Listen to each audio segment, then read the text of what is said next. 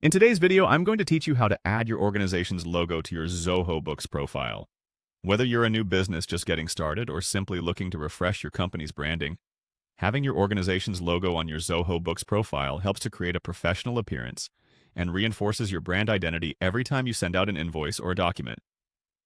Now, let's dive into the process of adding your logo to your Zoho Books profile. First, you'll want to navigate to Zoho Books using your preferred internet browser. Head over to the Zoho Books website and log in with your account credentials. Once you're logged in, you'll find yourself on the main dashboard. From here, we want to move towards the settings, so let's make our way there. On the dashboard, locate the settings option in the top corner of your screen. It's typically symbolized by a gear icon. Clicking on this will open a new menu where you can access various configuration settings for your account. Now that we've clicked on settings, the next step is to find the profile option.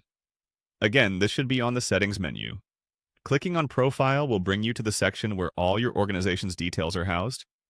It's where you'll find various settings that pertain to your organization's key information and, of course, your organization logo.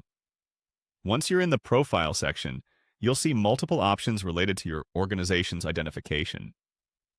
What we want to do next is click on the option to upload your organization logo.